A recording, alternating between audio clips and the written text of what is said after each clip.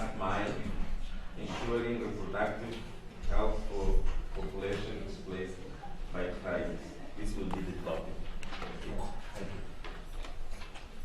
Hi, so I work at Columbia University School of Public Health, but today I'm representing the Interagency Working Group on Reproductive Health and Crises. So I focus mostly on SRH for people affected by war. So the Interagency Working Group is a collaboration of different types of organizations that really promote sexual and reproductive health services for people affected by war or natural disaster. Just to sort of set the context for people who are not familiar with humanitarian crises, so more than 60 million people have been forcibly displaced from their homes, and many of these people have been displaced for 10 years or longer, so we're not talking just short periods of time. Humanitarian crises are characterized by breakdowns of health systems and infrastructure, and then women tend to face SRH concerns like increasing high risk of morbidity and mortality due to pregnancy-related causes, unintended pregnancies due to lack of information or access to contraception, gender-based violence, and other issues like that. So IWAG did a global evaluation on the situation. So what is going on with SRH in humanitarian settings? Specifically looking at progress made over the last 10 years since the last global evaluation, which was completed in 2004. So the global evaluation comprised 7 studies that looked at sort of availability and quality of SRH services, implementation of minimum standards of SRH in settings. We analyzed SRH indicators that were collected by UNHCR. And then we looked at and did some analyses of funding trends for SRH in humanitarian settings. So I was on the steering committee for the global evaluation and worked directly on 2 of the studies, but I am going to present today, focus on the 2 funding studies. So the first study was looking at official development assistance, so ODA, and this is an update of a study that was published in 2009. So we wanted to look at what are the absolute and per capita amounts of ODA for SRH to conflict-affected countries, and what were the disbursement patterns for specific SRH activities. We extracted data from OECD's creditor reporting systems, which usually includes about 100% of ODA. These are the 18 conflict-affected countries that we used for the study, and they're the same countries that were used for the study that was published in 2009. And they were at war at some point between 2000 and 2009. So when we look at absolute ODA for SRH to conflict-affected countries, we can see that it's increasing. There was an annual average of 747 million dispersed for SRH activities, and it increased by about 298% from 2002 to 2011. So this is good. More money is going to SRH in conflict-affected countries. But when we look at where the money is actually going in terms of the different components, this blue represents HIV funding, which you can see represents about 43% of the average annual disbursements for SRH. So over half of that 298% increase is due to the substantial increase in funding for HIV. This little dark green represents family planning, which was only 4% of the average annual disbursements for SRH during the time period. Then we compared, so conflict-affected, 15 of the 18 countries are considered least developed countries. We excluded Iraq, Colombia, and Sri Lanka for this analysis, and compared to 36 non-conflict affected, so stable least developed countries. And you can see that ODA for SRH going to stable settings was about 57% higher than that was going to conflict-affected countries, even though the conflict-affected countries tend to have worse indicators and lower GDP. So the major donors dispersing these amounts were the US, Japan, Germany, and UK in terms of absolute amounts. And in terms of highest proportions were Ireland, Denmark, and Iceland, and the World Bank and EU were the largest multilateral donors. So this study had some limitations. ODA is tracked at a country level, rather, so we don't know anything about how much money goes to a conflict-affected region of a country.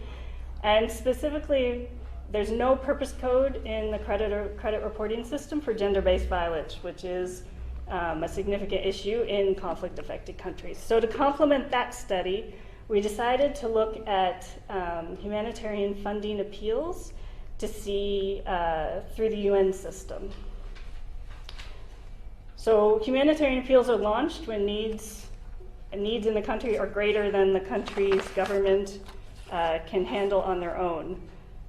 So we extracted data from the Financial Tracking Service managed by the Office for the Coordination of Humanitarian Assistance, and reviewed funding data for these appeals for two sectors, health and protection.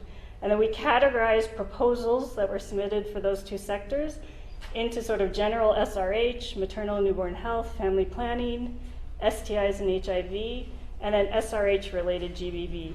And we looked across the two sectors because GBV proposals could be found in both sectors.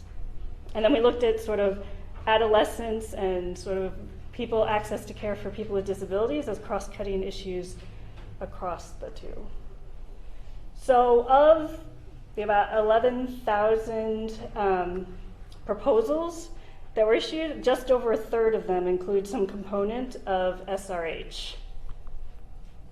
So over time, we can see that there's an upward trend. An increasing number of proposals included some element of SRH. It was about an average annual increase of 10% a year, and for both protection and health sector proposals. But looking at the funding received, about $4.7 billion was requested over the 12 years, but only $2 billion was received. So 43% of requested funds were actually met. This compares to, for the health sector in total, about 41% of requested funds were received, and compares unfavorably to the food sector, which averaged about 86% of requested funds being received. So we did about the same as health overall, but definitely much less than sort of coordination sectors and food sectors.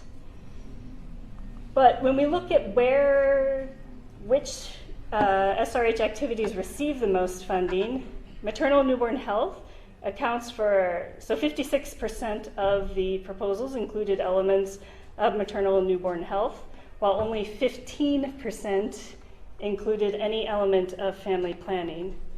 So you might say, well, emergency obstetric care is much more expensive than contraceptive services, which is true, but the vast majority of proposals included elements like antenatal care and postnatal care, which isn't particularly life-saving, nor is it particularly costly. It's just that many more proposals mentioned those activities compared to other SRH activities.